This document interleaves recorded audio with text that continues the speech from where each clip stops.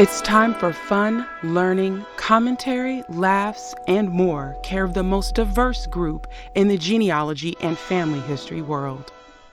Welcome to BlackProGen Live with your hosts, Nika and True, and the baddest panel in these pedigree streets, Angela, James, Linda, Alex, Ellen, Tony, Shelly, Teresa, Bernice, Felicia, Willie, Renata, and Tasia.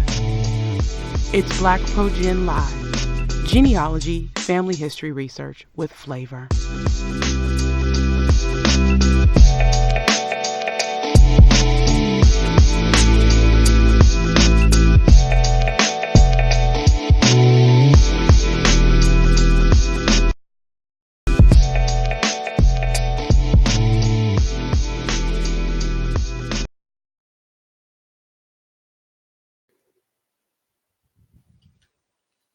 In 1871, Congress established the Commissioners of Claims, Southern Claims Commission, to review and make recommendations and potential reimbursements for the claims of Southern loyalists who, quote, furnished stores and supplies for the use of the U.S. Army during the Civil War. Additionally, Congressional Records can be a gold mine for first-person accounts from ancestors, their communities, and more.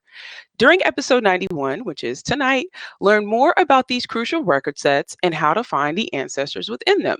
Thanks so much for joining us for episode 91 of BlackProGen Live, entitled Working with the Feds, Southern Claims Commission, and Congressional Records. If you have a question or comment about tonight's episode or anything else revolving around the world of BlackProGen Live, participate now. Join the conversation. You can do so by using the live chat feature on YouTube to the top right of the screen if you're watching on a computer, and at the bottom of the YouTube app on your mobile device. Also, feel free to weigh in on Twitter tonight by tweeting us at BlackProGen or use the hashtag BlackProGen. Also, of course, we monitor our social media accounts throughout the time that we are not having shows, so feel free to share articles, findings, whatever else you can with us on Twitter as well as on Facebook. If you've ever been like, man, I need to set reminders, be sure to set reminders for upcoming episodes of BlackProGen Live. All you need to do is head to the YouTube channel and click set reminder under the episode you're interested in the upcoming live event section, or simply subscribe to the channel and you'll get a reminder each and every time we go live. Here's your reminder also to get your BPG merch today. We've got everything from t-shirts to dog outfits to sweatshirts to koozie coolers and the like, all there branded with genealogy with seasoning. Get your BPG merch today.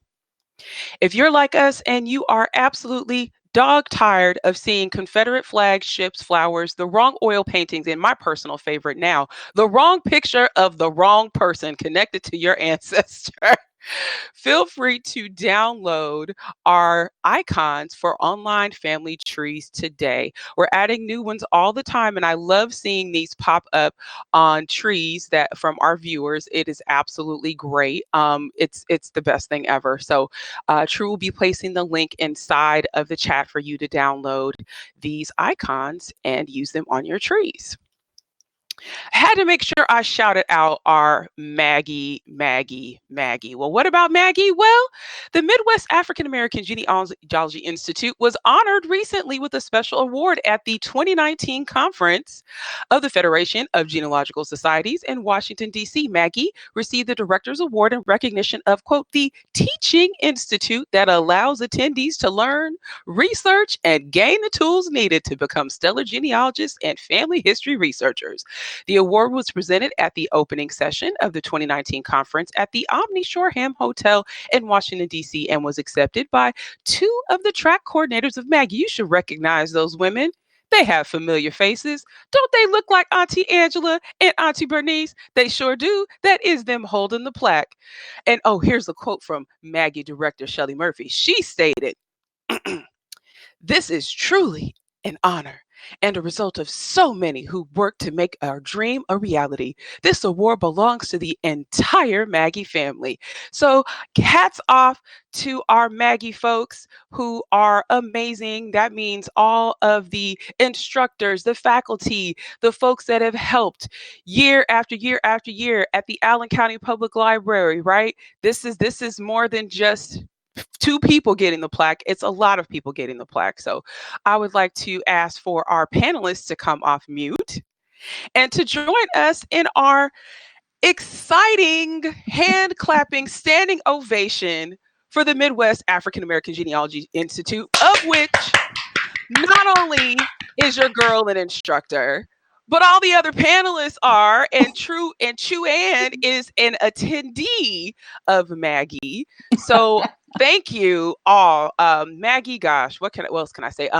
Would you guys like to say something about going to pick up the plaque, Bernice or Angela? Oh, it was just a wonderful experience and opportunity to receive this recognition, and to say that many years ago we made that decision that we needed an institute, and we needed an institute that would focus exclusively on African American genealogy, and it's a reality, and it's the recognition that I think we all deserve to say thank you and keep it up. Keep up the good work.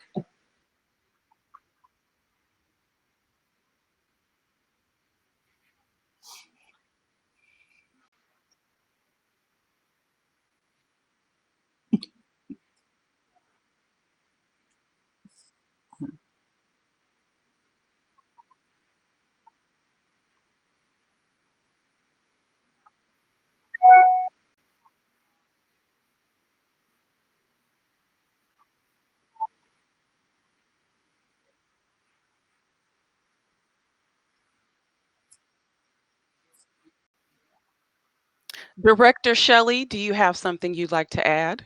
I'm just so proud of everybody.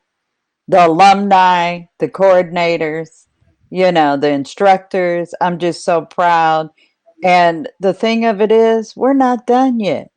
No telling what's coming. There's more to come and more to experience. So we appreciate everybody's positive energy towards MAGI. We are the only one in the country that focuses specifically on African American ancestry. So appreciate it and thank you all.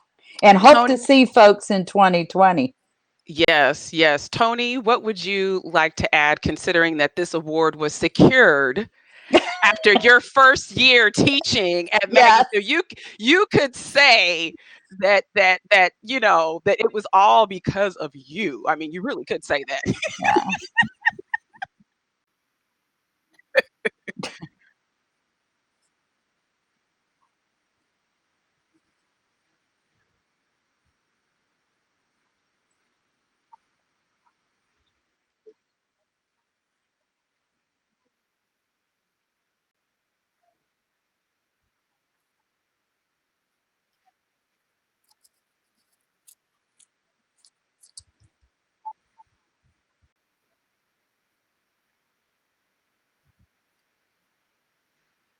All right, all right. True.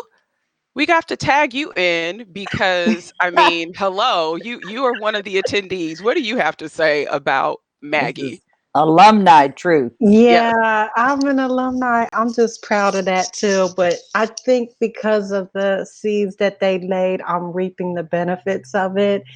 And I'm just proud of them and just so happy because it's so well deserved. And I mean, I used to think about all this stuff before I used to go to conferences, but the Institute was like, it was catered just for me. And it was like, okay, I want to go, I'm going to try this out. And it was like the best decision I made in a long time. So I'm looking forward to coming to future uh, conferences there at the Institute. And it just helps me, it developed me, it just gives me confidence in my research, and it's just everything to me where I can just let my hair down and be amongst my people and just be in that environment and learning. And being so comfortable in that. So I salute you all. And, you know, it's just beginning. It's probably in its baby steps, but it's just going to grow into something more. So I just want to thank you all for that. All right. Well, we are getting feedback from the audience that they can't hear people. They say they can hear True, so we're going to go screen by screen and make sure that everybody is picked up sound wise. Okay. If panelists, if you can make sure that you mute your cell phones, and also if you decide to type inside of your browser, please be sure that you do that with your mic muted, because otherwise it's going to pick up the sound. All right, so we're going to go panelist by panelist. Shelly, we'll start with you because everyone said that they could hear True, but they could not hear you. Shelly, can you just tell us a little bit about why you started genealogy and why you're interested in tonight's episode? Oh, I started in the late 70s trying to help my mother. My husband and I were heading to Hawaii. We were going to be stationed there. The computer stuff was not there, and she was getting a little frustrated. And I will tell you, it is 2019, and I said 1976 or 77, I think was the date I started helping her. Every request letter that she sent out, she has a copy of. And it was because she wrote two. Daddy never exposed her to carbon copy paper. So every time she requested, well, she didn't work in an office, she worked in a factory. So she never was exposed to it. I know. So every letter she ordered, a birth certificate or a marriage record, she got a copy of it from the late 70s. So anyway, that's how I got started helping her. And it's been a passion right up to right now. It's even more of a passion from when I first started because I've learned so much and I'm still learning. You know, All every day right, all something new right. is popping up. So, Bernice, what do you have to add to this? As far as when I started. Yeah, your elevator pitch. Okay, can you hear me okay? Yeah, I can hear you, but we're trying to make sure that the audience can. So, Well, it was very interesting. I was actually teaching in 1976. And I was asked to speak at a class, an anthropology class at Johns Hopkins University. And I called home, and my mother sent me just all these old pictures. And each picture, she had a little story. And that's how I got started. Now, I stopped because of children and graduate school. But then I picked it back up again, and it's been the most rewarding experience ever, especially when I have found stuff. I love research and I love the hunt. I really do. It is just exhilarating. It's an awakening that occurs after I have had an opportunity to find an ancestor and a document, and then to find the story behind the document and share that. all right, everyone is A-OK with Bernice Alexander Bennett, Angela Y. Walton Raji. Let's see. Can the people hear Angela? How did you get started? How did I get started? I always say that I didn't choose genealogy, or at least that desire to know my ancestors. It chose me. I was the child in the house when I was at my grandmother's or great grandmother's. I would stare at the pictures and wanted to know who was that, who was that, all the time. I know I was a bit annoying, but I was just drawn to them. As the years went by, adulthood came. And for many years, I lived in New England, I lived in Boston, and I kept saying again and again that I was going to go to Waltham on Trapello Road to the National Archives. I never did. I lived there for 14 years. Felt terrible that I never went to the archives. But I moved to Maryland, and I decided, let me try once again to really get serious in terms, because I had been dabbling in genealogy and constructing trees, but had not really become an avid researcher. And so I attended a conference. It was an OGS conference in Washington, and there was a gentleman speaking about Native American ancestry. I was curious, wanted to know more about my Oklahoma family. He mentioned Record Group 75. I took note of that. The following week, I took a day off and went to the National Archives. And that was what, 28 years ago, and I'm still going to the National Archives all the time. And it is a passion that I do things. I was up to 3 a.m. doing something. And I have a lot of nights like that. My husband's just kind of given up on me. It's like, okay, whatever. Just, if you have to turn on the light, let me know, and I'll put on the the little sleeping mask thing. But it's something that I do all the time. Of course, thankfully, I've been able to have some success, and a couple of books down, later, I'm still at it, and it still calls me, and it's just what I do. All right, Tony, your turn.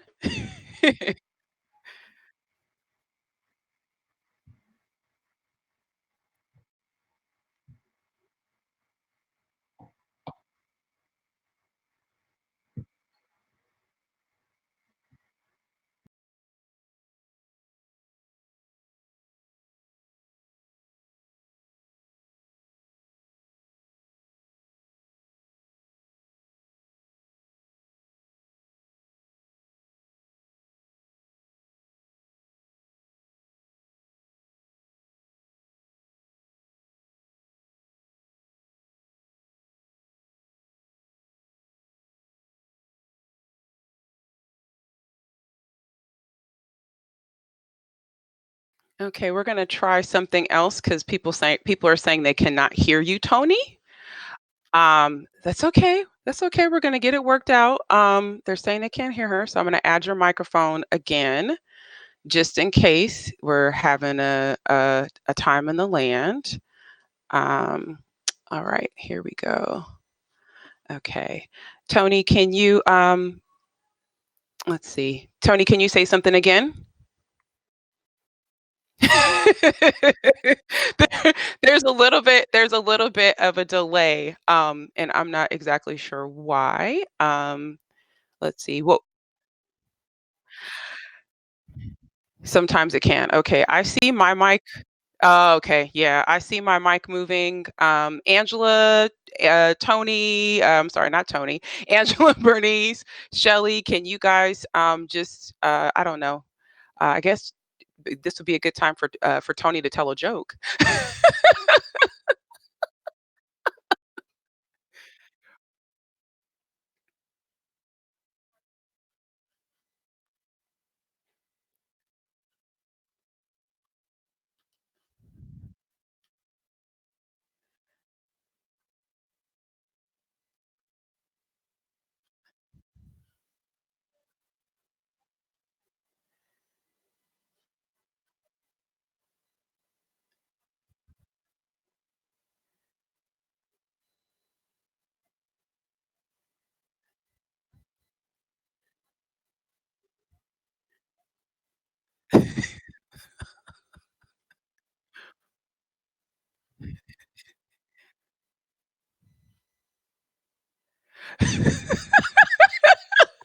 You guys are supposed to laugh so I can make sure your audio is okay. That's why I made her tell a joke.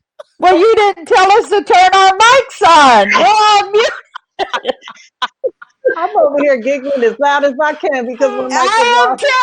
I covered my mouth, and I know we look silly. I know, and I'm trying to make sure that everybody is can hear her, and and it's so funny because someone in the chat room cracked a joke and said, "How do you tell boy chromosomes from girl chromosomes?" Still can't hear. That's what they said in the chat.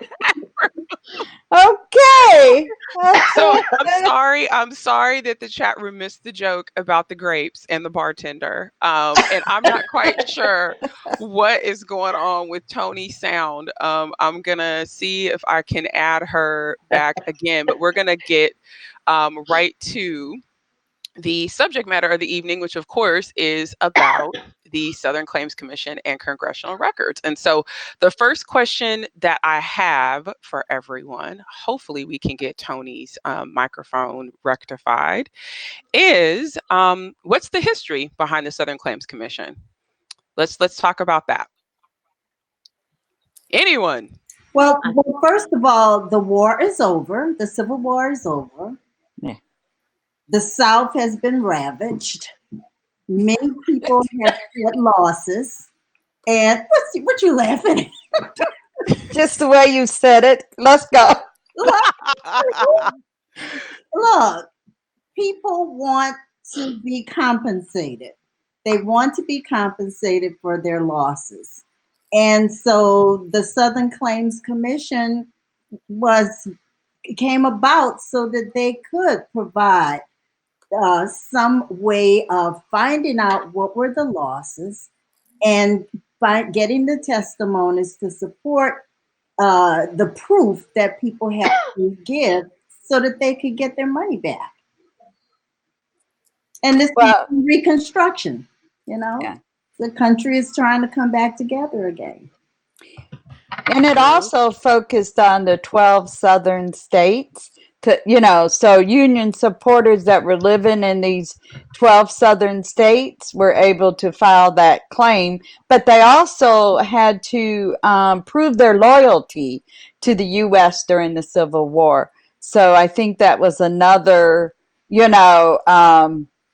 point to say, okay, I'm loyal to the U.S. These are the supplies that I provided to the U.S. Army, and so I want to be reimbursed for that. Anyone else want to chime in? Angela? I was going to say one of the things that I find particularly valuable with Southern Claims was what was often provided as proof. It's one thing to come in and say, well, I lost, 50 bushels of corn and X amount of cattle.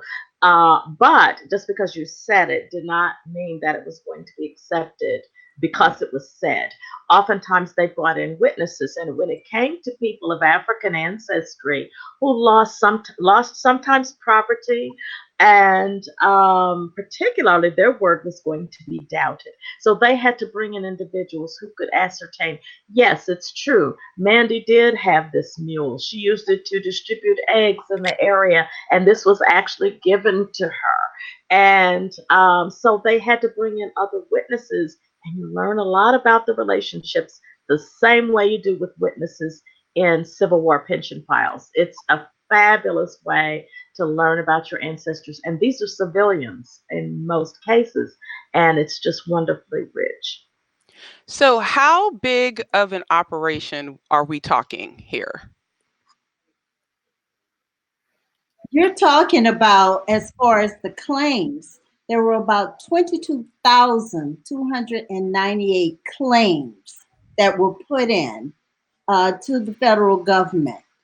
And so that's a great amount of information. Now, only 32% of those claims were actually approved, but you still have a lot of documentation. Even if they were not approved, they still went in with an application. So you have testimonies that are provided. You have testimonies from the formerly enslaved.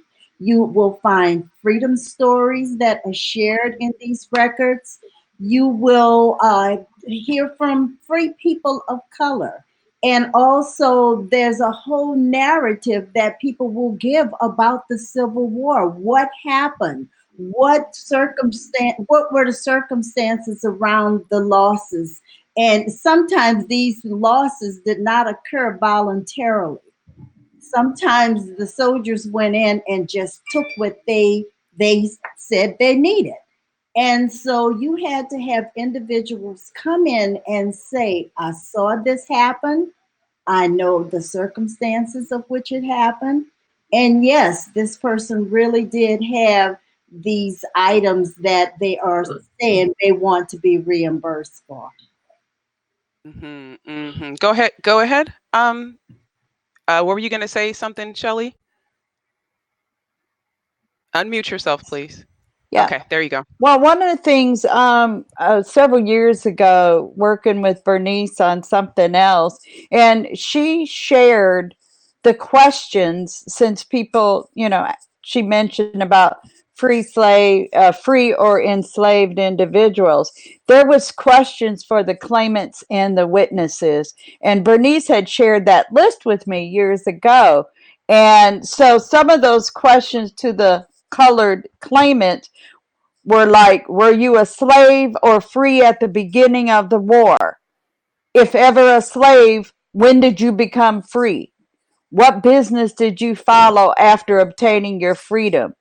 Did you own this property before or after you became free? How did you get it? When did you get it? And who did you get it from? Look at the points of those questions for us as researchers if we got answers to those questions. And some of them were, where did you get the money to pay for it? Or, are you in your former owner's employment right now? Are you in his debt? What other person besides yourself has any interest in this claim? So the information that comes out of these files is just enormous for our research as far as point in time and what was going on. So I think that's another reason to look at these records, is to seek these questions that were put, by these witnesses and the claimants and things like that, especially asked to the colored folks. Yeah. Also, with the questions, you will find the relationship that Yes. the formerly enslaved had with their former masters. And surprisingly, when you start going through these files, you will find that the former masters will have them come in and testify on their behalf.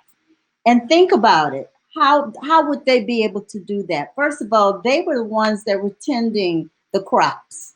They were the ones that were taking care of the farm animals and the horses and what have you. So they would know exactly what was truth when they had to testify on behalf of the former slave master. Okay, there are a couple questions from the chat room that I wanted to get out of the way when we're talking about this early stuff. These are both from Neff Hawthorne. Hello, Neff. The first question she has was the Southern Claims Commission only for Southern whites, or were formerly enslaved able to file claims? And then the second question she has is, did the Southern Claims Commission work with the field offices of the Freedmen's Bureau?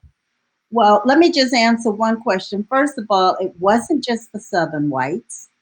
And that's one of the things that you will find. You will find that the formerly enslaved individuals did own property. And they will tell you how they acquired that property. Some of them had money enough to have a hog. They had a little shack, or they had a buggy, and that buggy was taken away from them. So it was open to everyone that had a loss and knew how to go about filing that claim. Now, as far as working with other federal offices, sometimes you would find different agencies communicating with each other in the file. And so, although they were separate, the Bureau of Land Management, Refugees and Land Management, it was a totally separate group. Sometimes they did cross communicate with each other. Okay, and then the second question, let's see. So we did have some cross-pollination, so to speak, with different organizations in terms of them working with the Southern Claims Commission. But it wasn't as though the Southern Claims Commission was, you know what I mean? Like the field offices, had some magic trick that they did, and they just all of a sudden, they were just all of a sudden the Southern Claims Commission. Just didn't work like that. Tony, we're gonna see if people can hear you. Go ahead and unmute yourself, and we'll Okay. see. Chat room, please let us know if you cannot hear Tony still while we're in this 4-up scenario. Go ahead, Tony. Just talk for a second. Okay, I can tell you about a really remarkable discovery that we made in some of the Southern Claims Commission files here in South Carolina. We discovered 2 free African American communities that we never knew existed before. And they were out in the rural area, so they weren't near the town center where you would see them documented, for instance, by the Freedmen's Bureau or anything else. But all of a sudden, we saw these free African Americans from this cluster of a village filing for horses or supplies or whatever had been taken from them by the troops. Can everybody hear me? Yes, the chat room was like, yay, we can hear Tony. They're so excited. Yay. Chat room is like, yes, Tony has sound. I just so y'all knows, my mama say, I believe fat meat is greasy. I know we're trying to work these things out. Yes, we come 30 minutes ahead of time, you guys. We don't just show up and just, the questions. Oh, Nika, you just thought of these things on the spot. We don't do nothing like that. We are professionals. So get all of your edges together. Stay calm. We're here. Tony is in the house. Ha. All right. So that's great. So so that's something that's a kind of a hidden treasure within this record set, right? Like, this is not something, there is no central repository for free people of color communities, right? And even if there was, one of us would probably have to maintain it. Let's just be real, right? And we would be involved probably in some way, shape, or form. And so everyone is asking for the joke again. We do not have time for Tony to tell her funny joke. Okay, that was just y'all for us. can message me on Facebook and I'll tell you the joke. She said you can message her on Facebook and she will tell you the joke. So the chat room is wondering, what are the communities that you're talking about with reference to these free people of color communities? One was Grahamville, which is outside of Beaufort, but it's in the rural area. And then the other one, I believe, was in Jasper County, which is very remote from where the Freedmen's Bureau was operated. There are very few Freedmen's Bureau records even that survive for that area. I don't recall the name of that community, but I do believe it was in Jasper County. And is there any other thing you'd like to add, since you haven't been able to participate in the conversation just thus far? Well, I'd like to just add that enslaved people were actually some of the biggest losers in the spoils of the war, and it was from both sides. You see formerly enslaved people filing with the Confederate citizens files for the property was taken from them by the Confederate, and then you see people filing for the Union citizen files and the Southern Claims Commission for property that was taken. So it was pretty much, if the armed forces came through where you were and you had property, if they wanted or needed it, they took it and advised you to file a claim with the government later. Okay. So let me, I'm going to go back over to the chat room. There are some more questions that are being asked by our dear chatters. Let's see. One of them is, has anyone written a book on the, or text on the economic impact of non-remuneration of free people of color formerly enslaved? I guess that I'm not exactly quite sure what they want for that question. Neff, you know, you're over here asking individual questions. Neff, I'm gonna have to get you. What was I gonna say? Let's see, there's Truth fussing in the chat room. Okay, I look like I've gotten all of the questions out. All right, so let's go back to our script. Next question I have is, how are the records organized? Because the average person watching the show is going to have an expectation that they are going to be able, after they watch this, to jump off a cliff into a vat of records that are the Southern Claims Commission, because BlackProGen has enabled them to do such a thing. So how are the records organized? Bernice Alexander Bennett, who just gave this presentation on Saturday. All records will, first of all, start off with a petition. And that means that the claimant has to put in a petition stating that they had losses. And with those losses, they include each item, and there's a dollar amount associated with that item. And once they have itemized everything, then they have a total of what they are expecting. Then the next thing you will find are a list of people that will come in and testify on behalf of this individual. And that could be neighbors, friends, um, other people who had just observed what went on. And if indeed the former slave master, if they were enslaved, was available, that person would also be listed as a person to give testimony. Now, they want a full narrative, and you will get a full narrative in the file stating this is how I acquired these items, and this is where I got the money from. Because, see, they are responding to questions. And just as Shelley mentioned, there are very specific questions that they are being asked. And they are expected to respond appropriately. And if they can't, then you're going to see them cross-examine and cross-examine until they, without a shadow of a doubt, if that's a good word, they have proven that, yes, these were items that they had. Now, you will find when you look at a file that you wonder, where did they come up with this amount of money?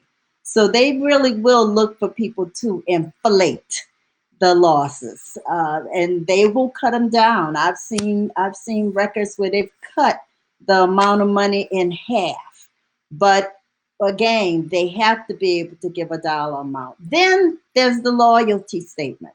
Someone has to, once they say, yes, I am loyal, I really supported the Yankees, then they have to have other people come in and say the same thing, that they were loyal, because you're looking at property and you're looking at property losses and you're looking at loyalty statements. Some files can go from 1 page to 100 pages. It just depends on what the situation is and what they have filed for. All right. Others, Tony, Shelley, Angela, would you like to chime in? We are in our Brady Bunch formation right now, visibly. I just wanted to make a comment that claims were either disallowed or they were barred or they were approved. And so when they're going through, and I know True will be posting a location of where you can go look at some of these, the library in, what is it? St. Louis County Library. And so it covers a period from 1871 to 1880. So I'll let somebody else pick up from there. Okay, that would be Angela or Tony. Okay, I had to unmute myself. Sorry. One of the things that you will find, just the same way you research census records, you will look at the state that interests you, your targeted state of your targeted ancestor, and then you will look at the county. And once you get in that particular collection, then you can check to see, I believe there's an alpha sort for surnames within that county. And of course, don't just look for your great-grandfather. Oh, he didn't file, that's it. Look for other surnames that are attached to your family. Maybe the maiden name of great-grandpa's first wife. Maybe someone in that family could have filed a claim that you've never thought of even looking at. But again, they are sorted by, of course, by state and by county. And then you can look at those that were allowed, those that were barred, and those that were not approved at all. So you want to be able to sort them the same way you do census, or approach them the same way. Tony, anything to add? I would just add that some of the claims, I'm not sure if all of them are digitized on Fold 3 as a collection, and they're sorted there, barred and disallowed, or approved, and they're sorted by state, and you can browse through those. Okay. And I had some of those numbers, if you guys wanted them, based on what Tony just said. Okay, you're saying like in terms of claims filed? Like Alabama on Fold 3 or Ancestry is file or, approved M 2062. Virginia M2094. So it's labeled just like the stuff at the National Archives. And you can order a digital copy from NARA also. And Don't forget that descriptive pamphlet. yes, I Please was read just those about to first. say. Go for it. Please was gonna express be- that. That was going to be my thing, but that's the thing. I think the chat room is super eager and they're not allowing us to get through this. So please, before you throw out 700 questions, we know we're going to answer them, you guys. And if you don't want to sit and watch, then wait till we're done recording and then fast forward through to get to what you want to get to. If it's just that awful and you hate us, goodness gracious, you guys are acting like 4-year-olds tonight. Lord, I can't take it. Oh, be still my Anxious. heart. Lots of information. Yeah, I mean, it's a lot of information, but here's the thing: you wouldn't go to Bernice's session on Saturday and stand up at her in the front row and shake your finger until she got through all of her points. No, you've got to make sure that we want you to be as learned as possible. This is like us telling somebody to go and find someone on the census, and we don't tell them that there's something in every column on that census, other than just the person's name, right? The person can say, well, what's this number to the right? I don't understand this. There's a M or a F and a number. What's that? Yeah, we're going to get to it, guys. I promise. All right. So what types of things could people claim? I asked the question. Bernice, don't run me over. What kind of things could they claim? Could they claim people? Could they claim livestock? Could they claim damage to their home? Could they claim clothing? What could they claim? They could claim clothing. They could claim food. They can claim, of course, the livestock, the buggies. You name it, they could claim it.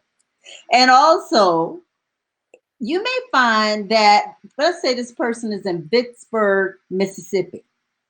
But hey, now I love that shout out. The loss actually occurred in Bastrop, Louisiana. So make sure that when you're looking at one state or one city, read through it, because you might see another place that the loss actually occurred, but they have moved. Okay, understand that they're not. So you mean to tell me, I got to make sure that this is clear.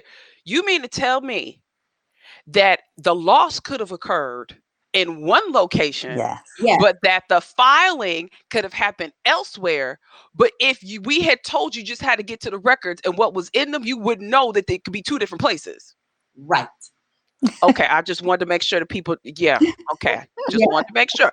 So, so that's the thing. So you may not want to use as a search strategy just the one location that you know is associated with your family. And I think this also harkens back to doing sound genealogical research when it comes to researching your enslaved ancestors and where their enslaving family lived, and tracing that enslaving family post-Civil War, because those folks, there's a high likelihood that those people may not have stayed in the South. They may have headed out west. They may have gone up north. And if here you are looking in Nutbush, Tennessee, for somebody to file a claim, stop laughing at me, Shelley, for someone to file a claim and you're not finding anything, right?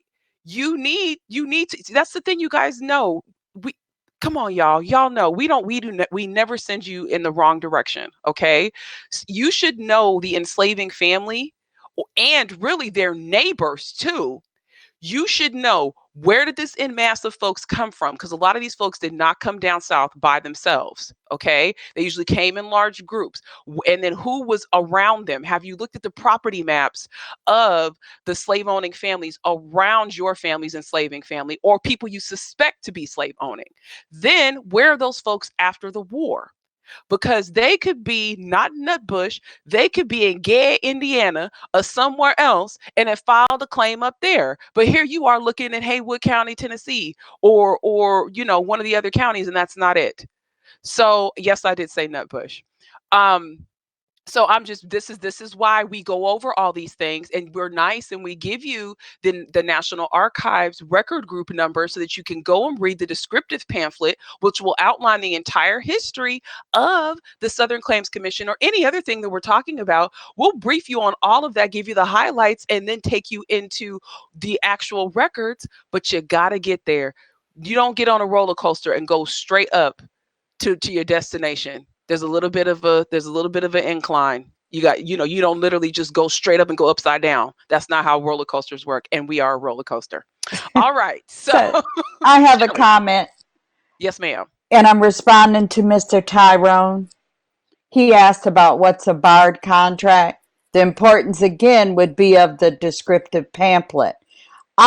Because a couple people had said in the chat that they have located the descriptive pamphlet, which is on the St. Louis County Library, and True's already posted that, I think, once or twice.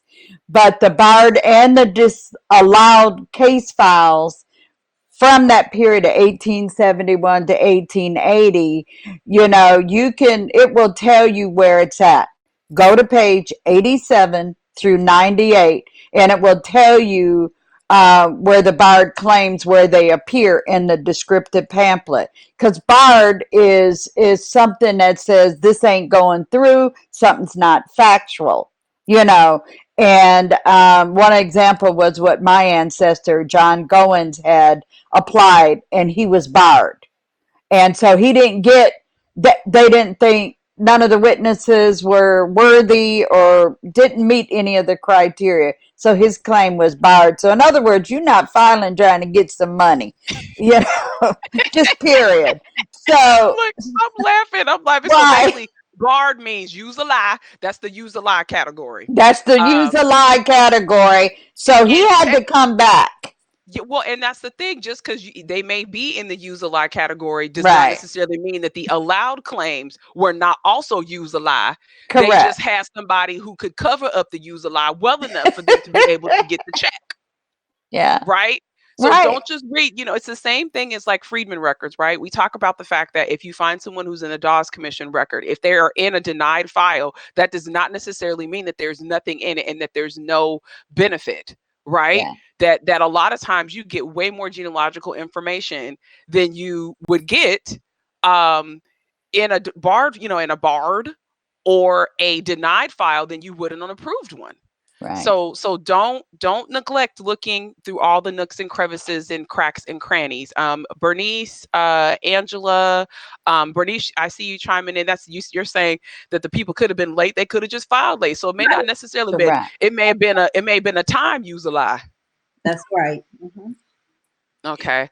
Or they could have been disloyal, which I love when the people get to justifying and justifying in these Southern Claims Commission files. There's a lot of justifying and justifying in these. Well, and just a lie, when you got these slave owners that can go claim and get paid for the loss of time or loss of labor, that their slave was gone doing what they needed to do for the union. And so they called them the loyal slave owners, whose slaves got enlisted or drafted, into the military. They could file a claim and get $300. And those are the Civil War slave compensation claims, they called them. So again, in the descriptive pamphlet, and I think we're going to harp on that because that's also what's important with the Freedmen Bureau records. You have to read that descriptive pamphlet to know what you're looking for and where it's at. Exactly. And let me just go ahead and say this to y'all too. I know you wish that every name that was in these files was indexed.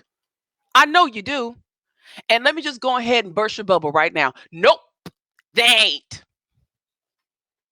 So what does that mean? That means that if you find a file of interest, it's going to be in the name of the person who filed.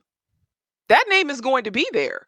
But the folks who served as witnesses, their names aren't always going to be indexed unless maybe you have a situation where someone went in and annotated that particular file. So they went in and added the names. But these are a lot of records that are not, they're not like the census, you guys. Like, this is not like a Civil War pension file that people just automatically assume is going to appear online and every name is going to be indexed in there. No, right? That has to be done. And so, yeah, you need to go through, just like you need to go through the descriptive pamphlet, you also need to comb through these files, see who the witnesses are, right? You also need to look at the types of things within the file, right? You're looking at affidavits. Those are one thing, right? Testimony that people are saying, I knew Bernice Alexander Bennett. She had a horse named Trigger. And James Lewis was in cavalry, was in the 1st Kansas, and came through and took Bernice Alexander Bennett's horse. I remember because she had taken the horse out to the well to get some water, and she didn't protest. She allowed James Lewis to take that horse named Trigger and to use it in the battle of Tony Carrier. Maybe my son agreed. And so with that witness, right, who saw Bernice at the well is going to be serving as a witness. They're going to have someone that's going to, swear them in. Hey, Shelley Murphy, you saw Trigger at the well with Bernice. You saw James Lewis take the horse, and you know that horse was used in the Battle of Tony Carrier. Can you attest to this? How do you know? How do you know Bernice? Did she ever swear alliance to the Confederate Army or to the Confederate cause? Are you sure? We found the stars and bars. We found a patch of the stars and bars in her house.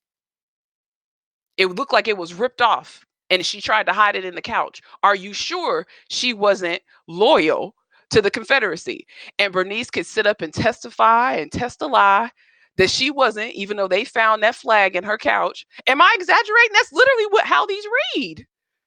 What else do you find besides these testimonies? Because when I found that my ancestor's slaveholder, was compensated $700 for a loss of horses after the war, she got 700, y'all.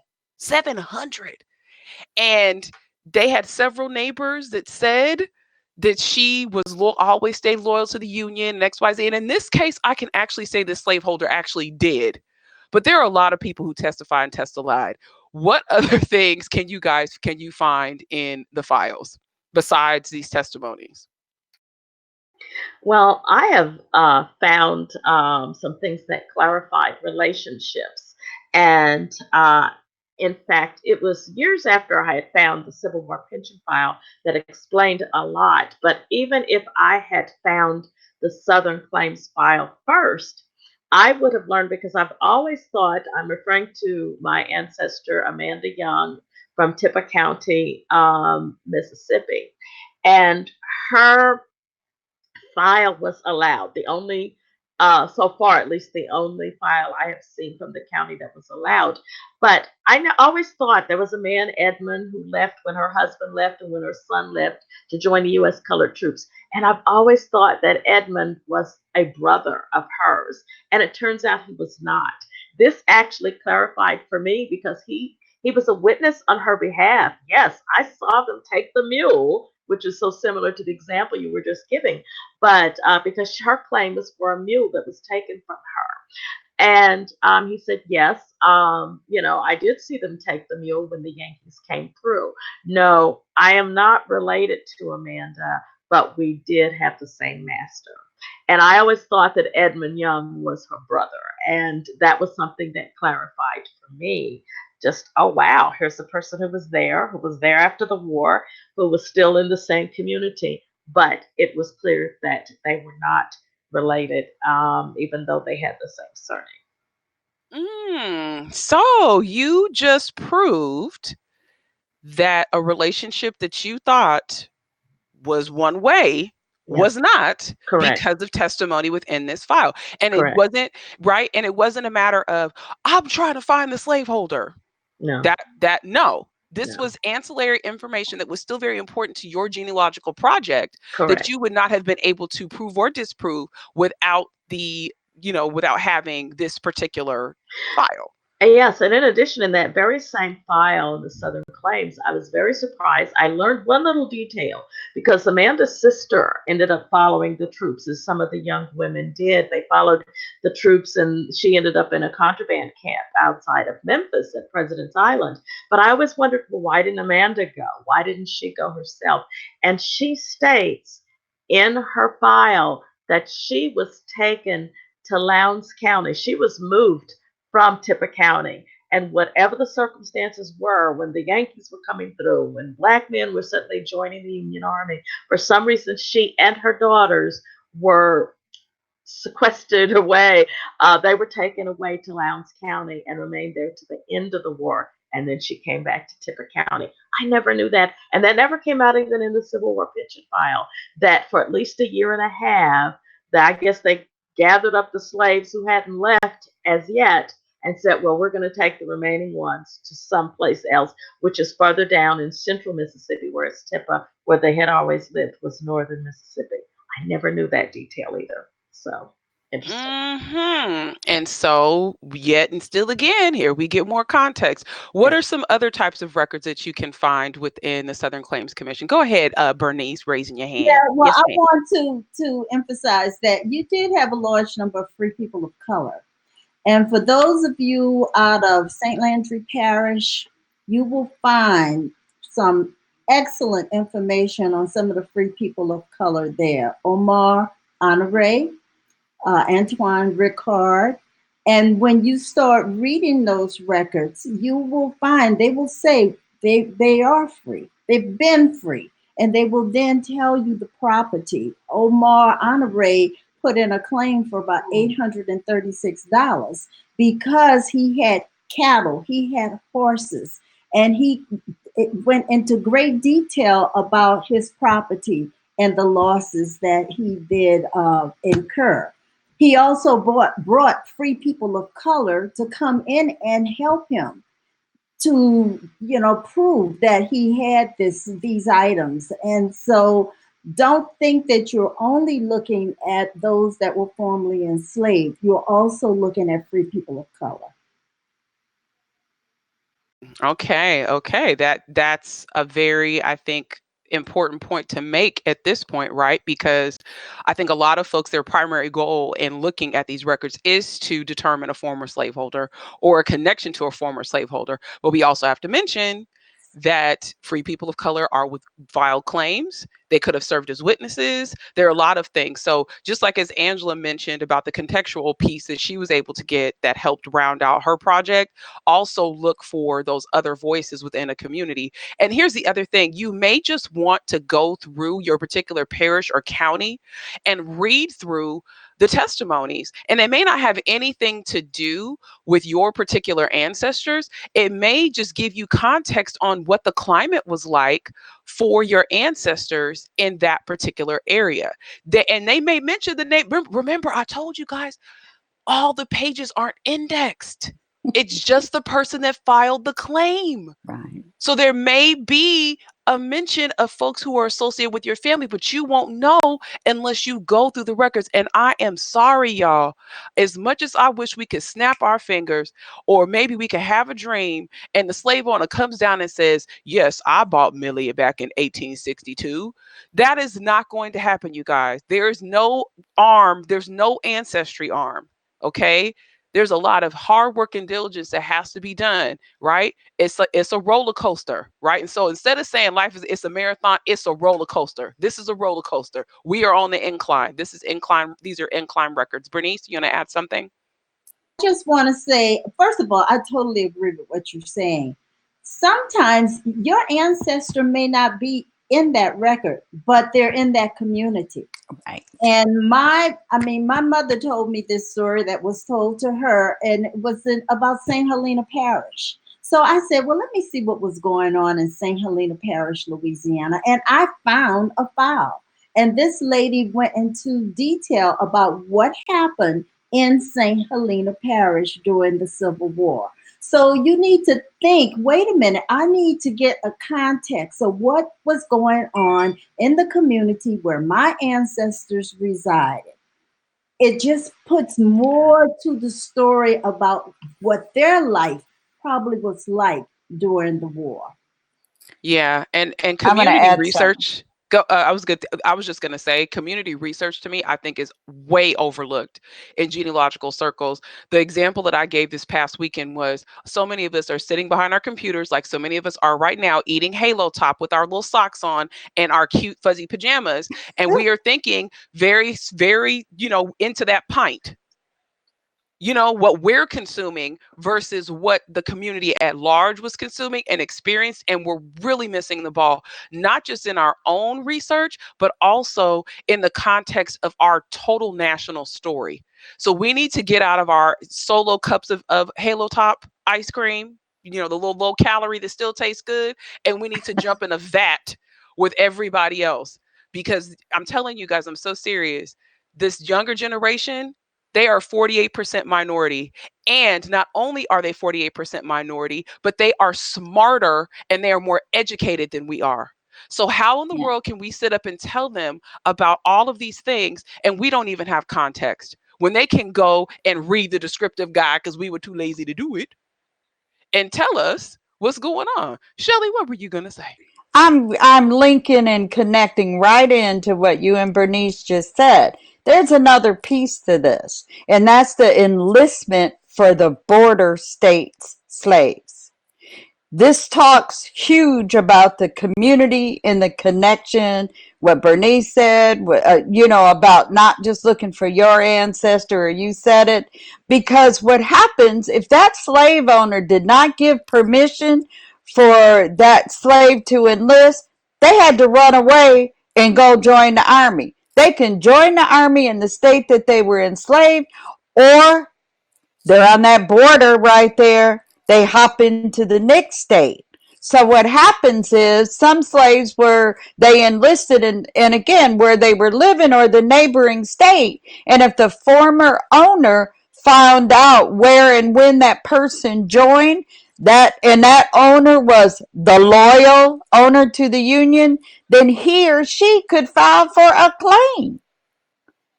They can track that slave wherever they got in at if they find it out.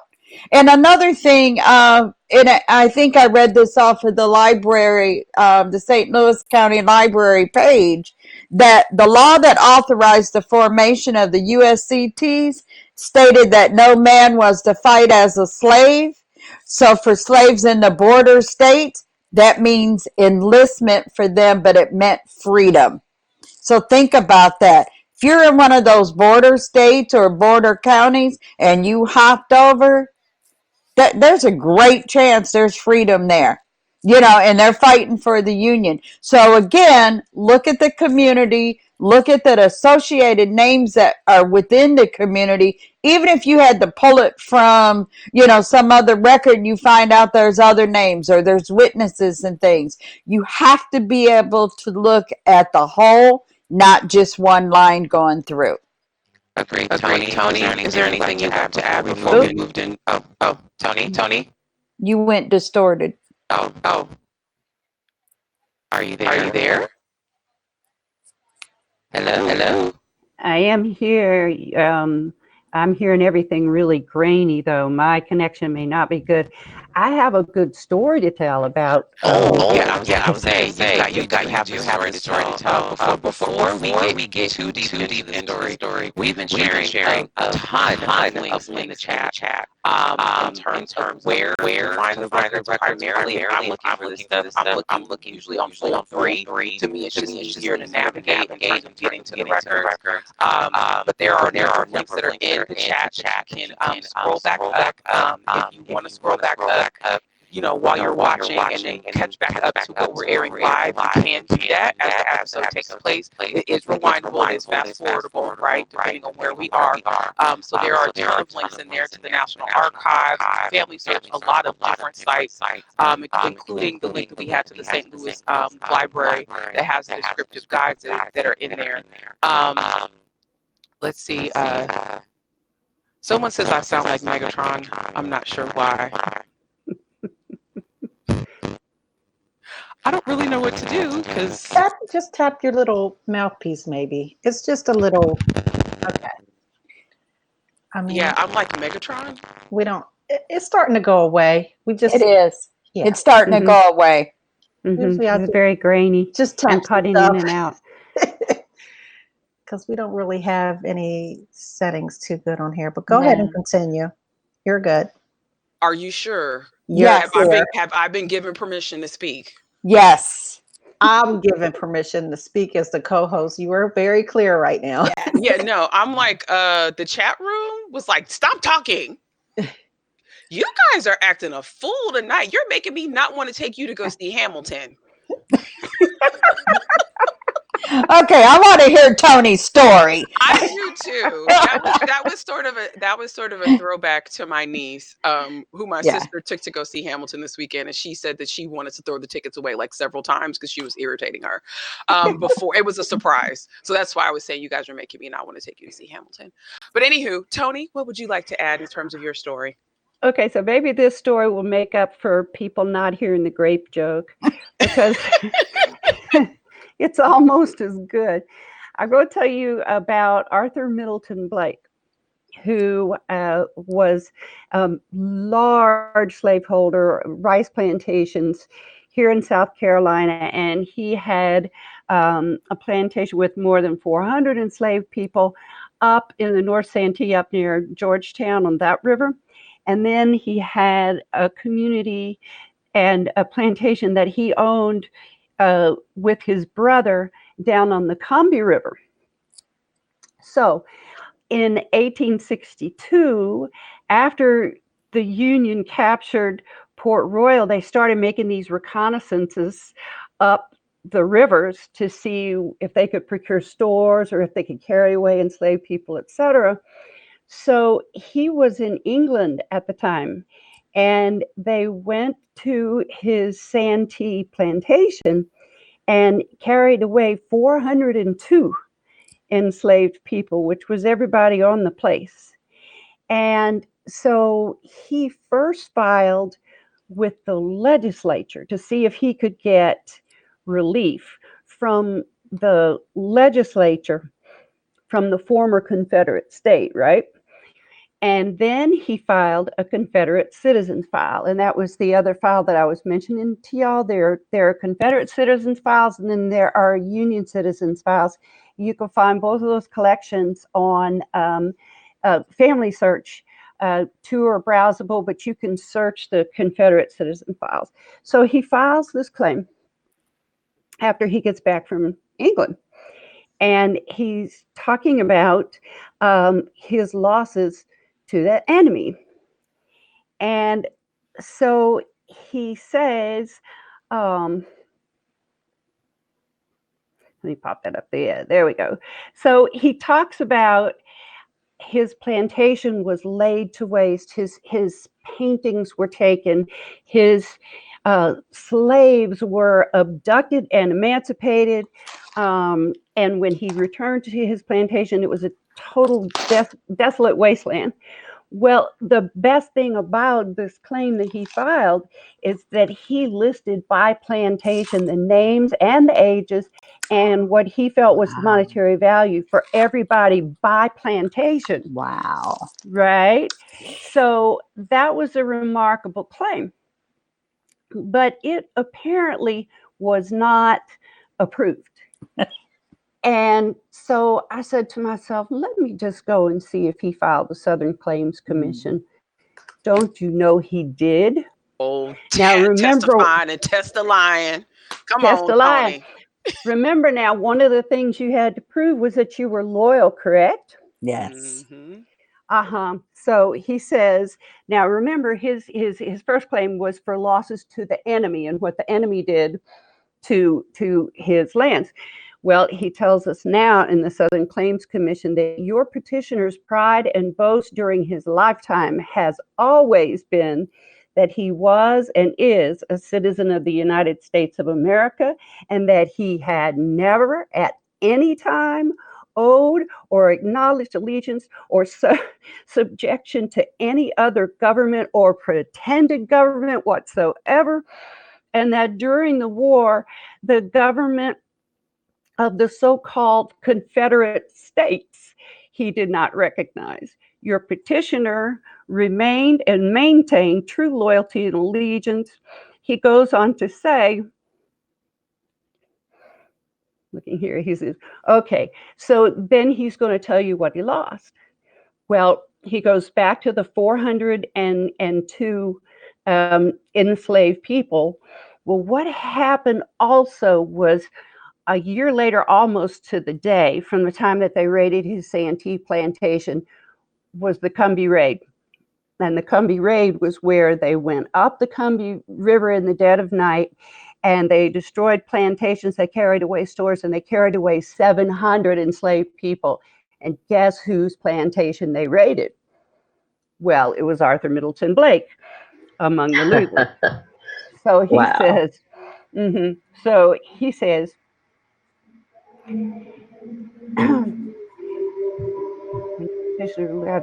okay, so when he returned to his estate, he said he found the said plantation lands had been desolated. His said home had become a wilderness. His slaves had been abducted and emancipated.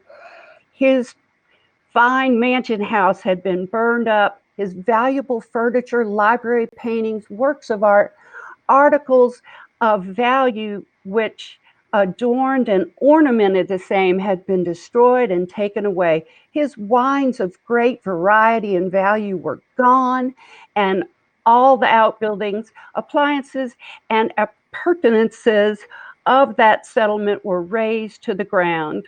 And here's the worst part.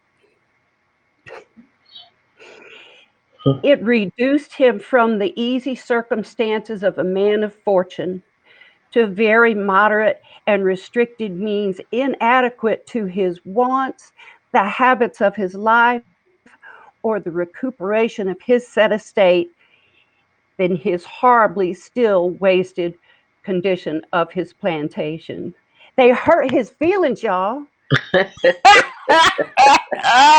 was so much lying until I had to cover myself up twice. I had to put on sunglasses because the radiation of the lies that has come out of this man's file, I couldn't watch it. My head then got cold. I You had to put on sunglasses. She got sunglasses. Now, I had to put them on because I could not. Tony, this is a whole new level. Need some boots. Yes, I do. It's getting This deep. is a whole new level of testifying and testifying. Lord, somebody asked me where I got my shades from Forever 21. There you go. And the scarf I made. Reduced him from living beneath his wants and the means of a man of his station. And then you know what comes next? A list of all the enslaved community that was taken on both plantations by name, by age. That's awesome. So I feel like if you have a connection to that particular county, you need to look for that's true. folks. Like if you don't have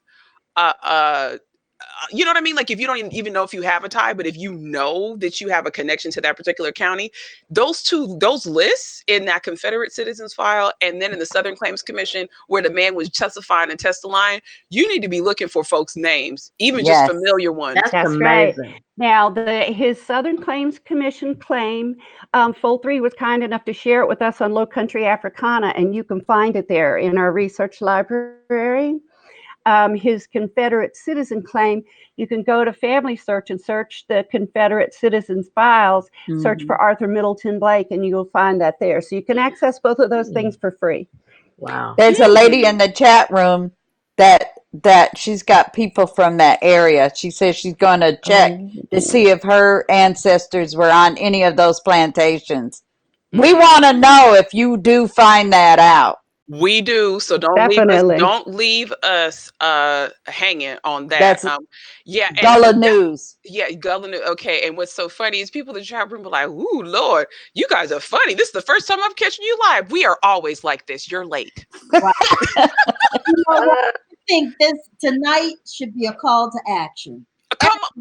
Everybody that has listened to this broadcast tonight, go and get a file. What you said. File. Just get one. It don't even have to be yours. Just It get doesn't. one. Just read it. Yeah. Educate yourself on that file. And if you can't find one, I'll send you one. I got one too. I wrote a whole lot of files. I got a barred file. Oh, I got an approved one, and honey, you would have thought the sun rose and set, and Jesus was there walking hand in hand with Hugh Short as that horse went off into the sunset. Honey, I mean the way that they acted. I mean, and that's what I'm saying. If you want to see the theatrics of the depths of which people would go for, like Brucey's so funny. I really did say this on Saturday. I said, "You lie on your taxes, don't you? Come on now, don't think that this is so preposterous." People have been think about it. Unless you were in the state of unless you were in DC. You were not compensated unless your enslaved person died and you had insurance. After a Right. certain point, you weren't getting any coins as compensation. So of course, people are going to testify, test a lie, right? They're going, they're going to be James Lewis getting the horse at Bernice as well, at the Battle of Tony Carrier, right? You got to think in those terms, right? And it may not be where you guys. That's the thing. Stop waiting for James Earl Jones's voice to come down and say that this is a slaveholder. That's not going to happen. It's going to be your voice, and it's going to be your know-how and your skills that are going to get you there. So, we still have to get to Congressional Records. I still have 2 or 3 questions about that. We haven't even talked about that. So let's talk about them. What are Congressional Records? Because the average person does not. I mean, think about it. I think most folks probably don't even think about Congressional Records unless they want to go and see what their representative is saying, right? What they voted on, how they voted, right? That's how most people think about Congressional Records. But to me, in my opinion, this is a hugely overlooked record set. Because not only can you find testimony of your ancestors or their contemporaries or people from the actual locations that your family lived in or were enslaved in, but you can also find things like the first voters list I've ever seen, the earliest one I've ever seen from where my parents or where my family was from. And it wasn't in the courthouse. It wasn't, let's see, hold on. Got a little bit of a connection issue. Want to make sure that we're okay. Panelists, can you hear me? Give me a thumbs up if you can still hear me. Okay. Okay. Just want to make sure because it says it's updating. And I'm not sure what that means. So I'm going to keep going. All right. So I found a voting list in the Congressional Record, and it was as a result of a contested case that happened where my family is from in Louisiana. And they had to submit a list of voters that had voted in that election, in that contested election. And so that then, of course, meant that my third great grandfather and his sons and several other people who were newly emancipated, because this list was from 1874, right? So this is super early after slavery is over, but it was in the Congressional Records. So let's talk briefly about what they are, with the types of things that you can find amongst Congressional Records. Angela? There was an entire Go ahead, Tom. Okay. Well, one of the things I'll just simply say. there was an entire inquiry into.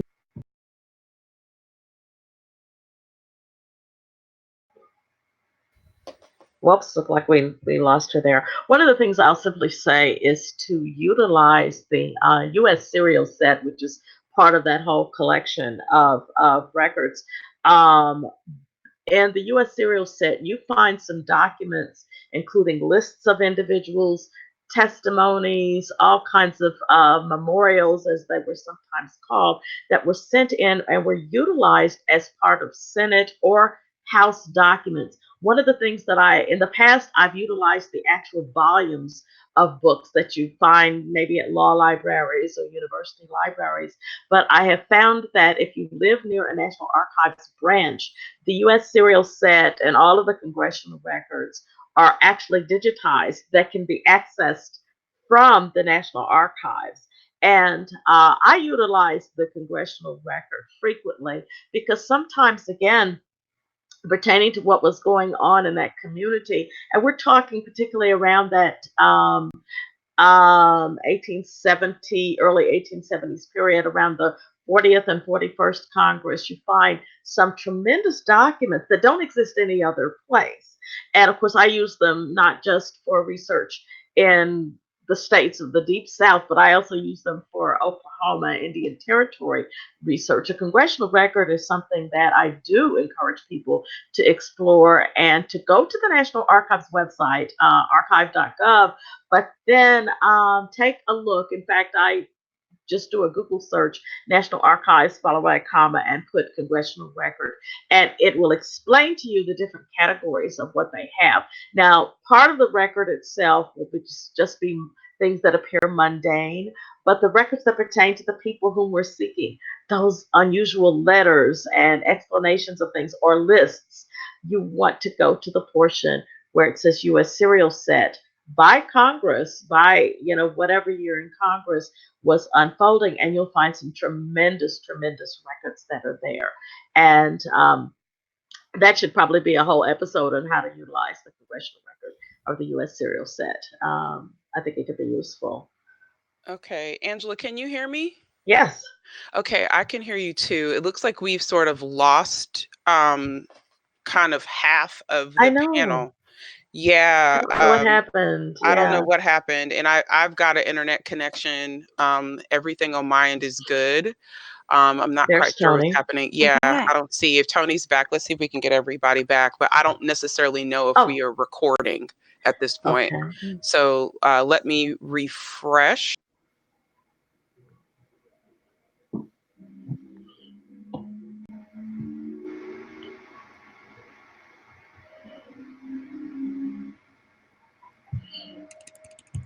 What happened? Not sure. She's trying to adjust something there. Yeah, she'll be back. We just couldn't Where's see if we Shelley? were offline or not. She's just kind of rebooting, I guess.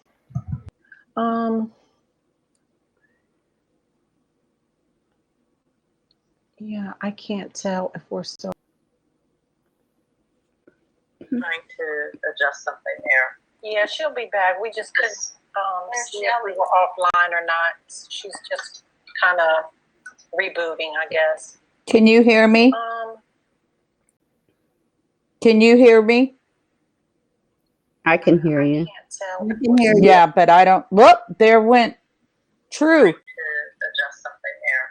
Yeah, she'll be back. We just couldn't see if we were offline or not. She's really just far away. kind of rebooting, I guess. True, we don't see you. Can you hear me? I can hear you. I can hear you. Yeah, but I don't. Whoop, there went True. To adjust something there. Yeah, she'll be back. We just couldn't see if we were offline or not. So, Bernice, can you hear me? Yes, I can hear you. You're on mute, Bernice. No, I'm not on mute. So when I'm not on mute. I can hear you both. yeah, Bernice is on mute. So I think it's True. I'm not on mute. Bernice, can you hear me? Yes. You're on mute, Bernice. No, No. So when I'm not on mute. I can hear you both. Yeah, Bernice is on mute. I am not on mute. Yeah, on your screen, Bernice, it's showing that you're muted. That's all. Yeah, I'm not on mute. You're on mute, Bernice. No.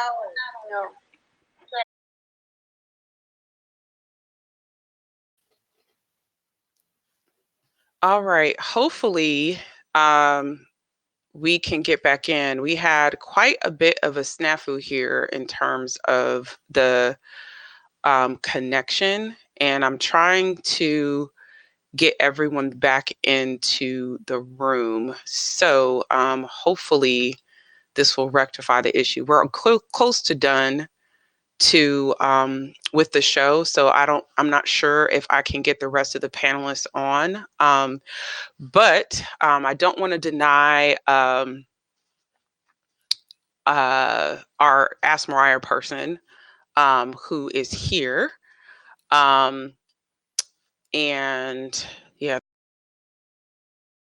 and get the rest of the panel on before I log off. But thank you guys for being so patient with us, considering that the major system that we use for the show was altered at the beginning of the month. So we have to use a completely different system in order for us to get you guys the show. And so we're going to see if we can get the panelists back on for right now. Not quite sure what to do. But you all in the chat room, okay, that's great. All right, so we're gonna see if they can join. If not, I will go and handle Ask Mariah, I guess, on the solo and close out the show by myself, which I have absolutely no problem doing. And so, in terms of congressional records, I just want to follow up with you guys briefly about that. What you can do in terms of congressional records, a lot of them are available on Google Books, believe it or not. You can attempt to access them by looking, maybe searching for your ancestral location within the congressional record set. That's usually what they're called. You can search for your names of your ancestors, just kind of peek around to see what's available. If there are any major fights that took place in terms of federal stuff, be sure to, I would say, check out the congressional record. That's probably the easiest way to get stuff. True, true, true, true. Thank you. I'm sorry. Okay. Um, let's see. I'm not sure why my video is not there, but Karen Harper Royal says that she can see me and she can hear me, so that seems like that is good. They said they can't hear anyone. Um, let's see. Hopefully, True, are you there? Can you unmute yourself?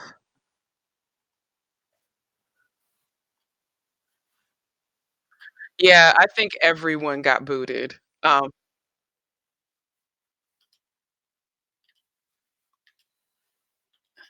yeah, yeah, I'm not quite sure exactly what happened. They're saying they can see me, but I'm pixelated. Well, I'm sorry, I can't fix that.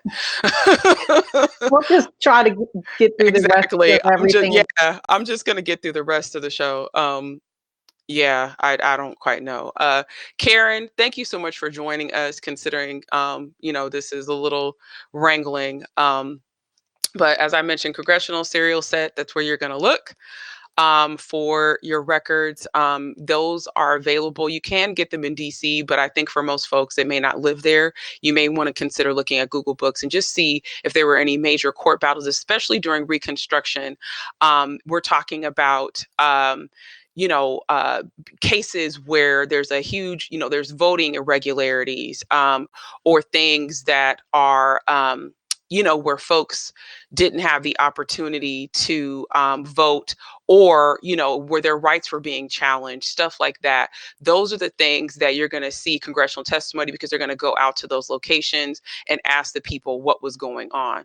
So I've found several of my ancestors mentioned on congressional records in that way, where they were getting feedback about conditions for people of color in a particular area, all sorts of things. It kind of spans the gamut. And I would probably take that same approach that we talked about previously, about not just looking for your particular names, but maybe the people who lived in the ancestral location with your folks too. And so there's that. I think we pretty much covered that. That was very brief. It wasn't going to be anything like what we, had talked about previously. Southern Claims Commission was gonna be what took up the most time. So, Karen, what we'll do is, since you had a pretty robust Ask Mariah, we're going to hold that for the next episode. And that way we'll have a full panel and we'll be able to get your questions. Yeah. get your questions answered and get your case together. In terms of, there's a question in the chat room about search by area. Yeah, I would search by the ancestral location. Just see if it's mentioned in the congressional serial set. That's what I would do. Just literally, use your quotation marks in terms of your search to limit your search to just that phrase that's within the quotation marks.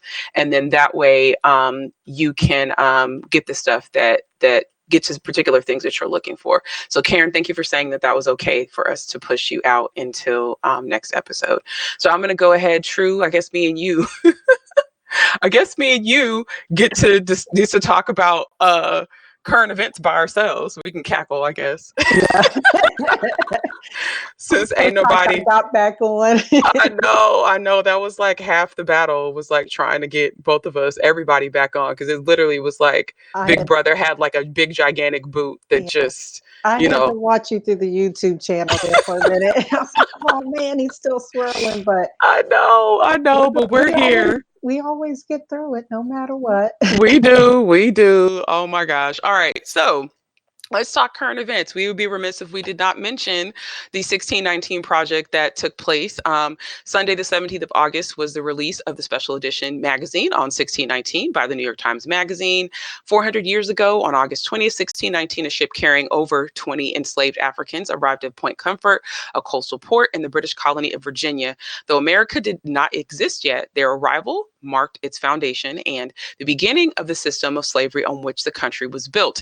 In August, the New York Times Magazine observed the anniversary with a special project that examines the many ways of the legacy of slavery continues to shape and define life in the United States. It will be ongoing. That's good to know, because I think a lot of folks think that it's only just this one episode, or this one, issue of the publication. Is actually more than that. So that's good. So on August 13th, they launched the project with they did a live stream session. If you miss it, be sure to go back and look at it. And there was a performance. It was at the Times Center, including the person who curated the whole thing or approached the New York Times Magazine with the information, which was Nicole Hannah-Jones.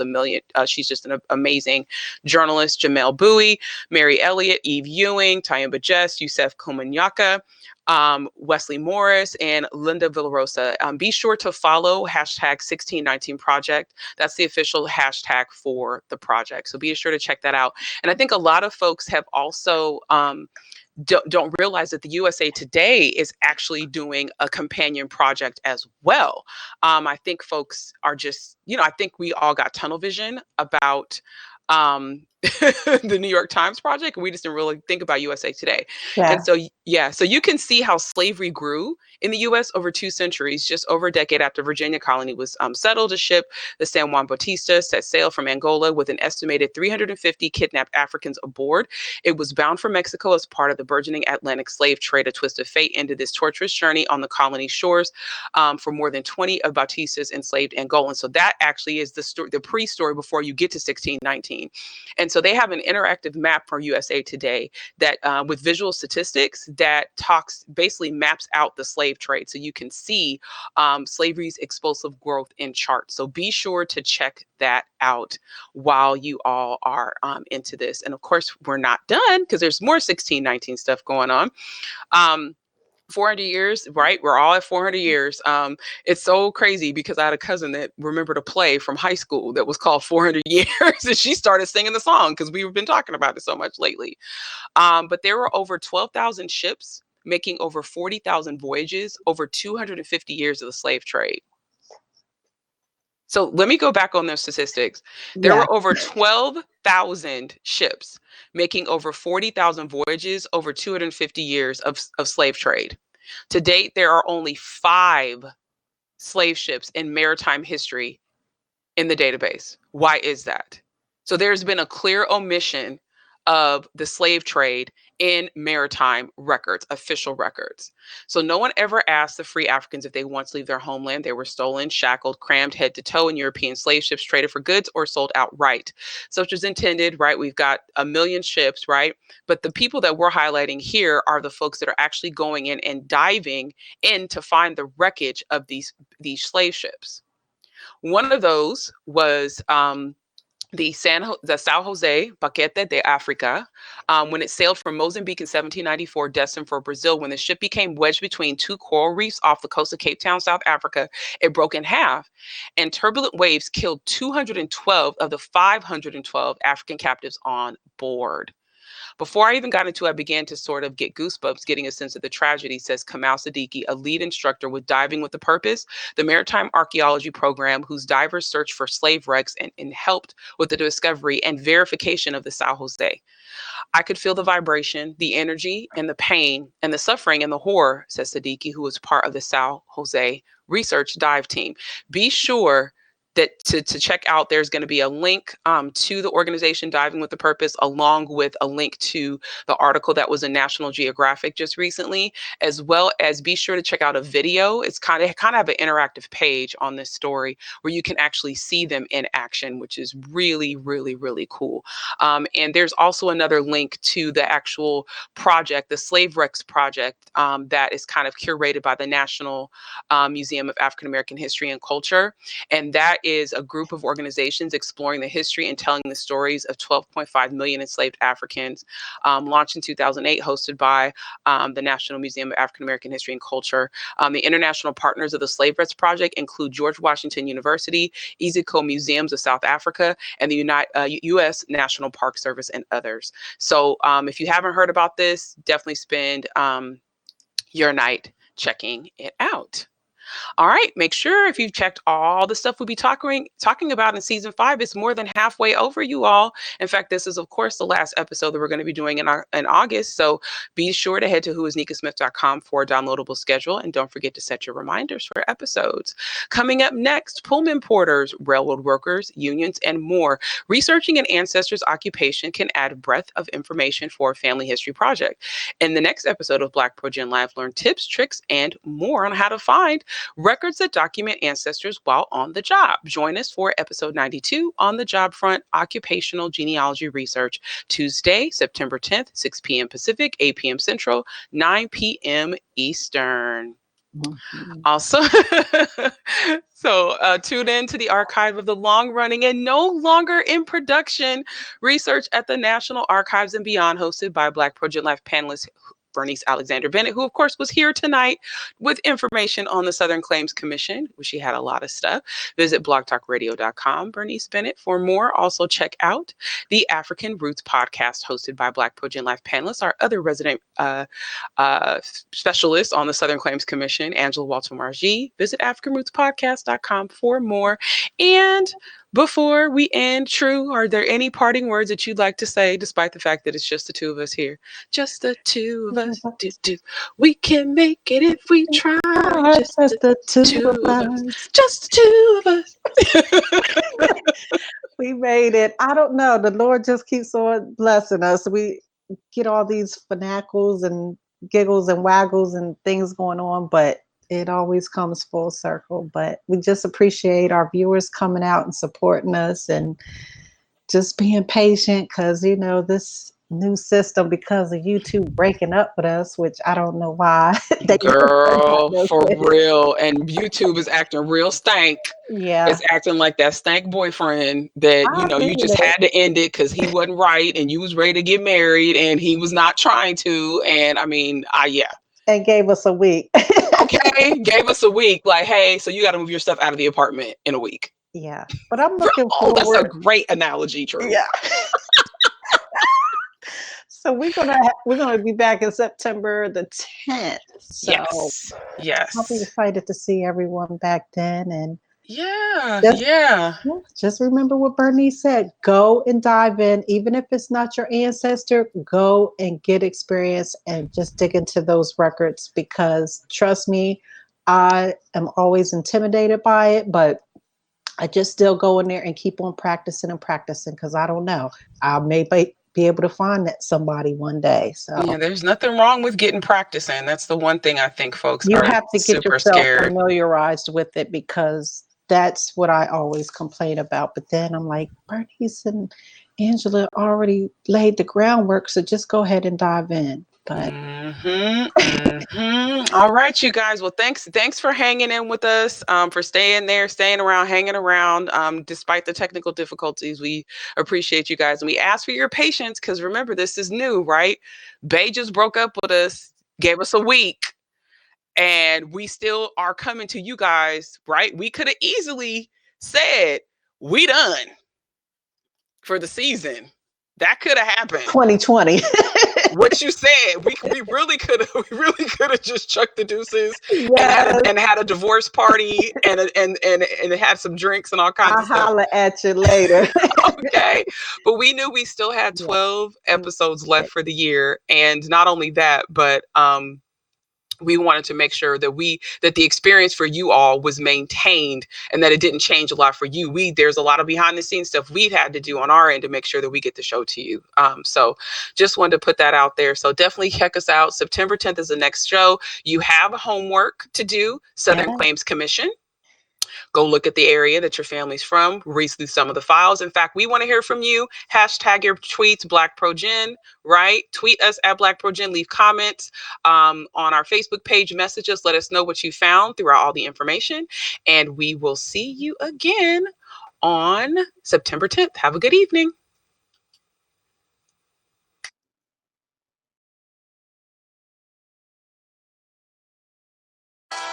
BlackProGen Live. BlackProGen. Live. BlackProGen. Hello, everybody out there. BlackProGen Live. BlackProGen Live. The unapologetic Black and people of color viewpoint. The place where evidence tells the stories. BlackProGen Live. BlackPro